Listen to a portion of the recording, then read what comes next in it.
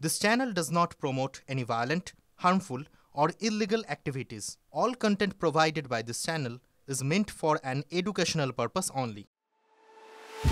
রাজ্য তথা দেশ জুড়ে চলা নারী নির্যাতন নিয়ে চিন্তা ক্রমেই বাড়ছে। চিন্তা বাড়ছে সরকারের, চিন্তিত ভারতীয় রেলও। মহিলা কামরায় পুরুষ যাত্রীদের ওঠা ঠেকাতে নজরদারিতে জোর দেওয়া হচ্ছে। চলতি মাসের শুরু থেকেই বড়সড় অভিযানও চালিয়েছে রেল। মাঠে নেমেছে আরপিএফ। 1 তারিখ থেকে 12 তারিখের মধ্যে মহিলা কামরায় অনধিকার প্রবেশকারীদের বিরুদ্ধে রেলওয়ে আইন 1989 এর 162 ধারা অনুযায়ী কঠোর ব্যবস্থাও নেওয়া হয়েছে। সেই তথ্য ইতিমধ্যেই সামনে এসেছে। তথ্য বলছে এই সময়ের মধ্যে শুধু হাওড়া শাখায় মামলা হয়েছে 127টি, গ্রেপ্তার করা হয়েছে 127 জনকে, জরিমানা বাবদ আদায় করা হয়েছে 4,550 টাকা। অন্যদিকে শিয়ালদা শাখায় মামলার সংখ্যা 194, গ্রেপ্তারির সংখ্যাও 194, জরিমানা বাবদ আদায় করা হয়েছে 24,400 টাকা।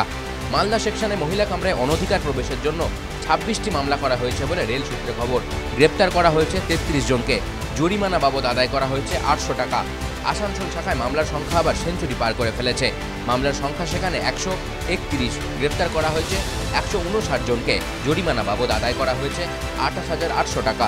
পূর্ব রেলের পরিসংখ্যান বলছে এই সময়কালে মোট মামলার সংখ্যা 478, গ্রেপ্তার করা হয়েছে 513 জনকে।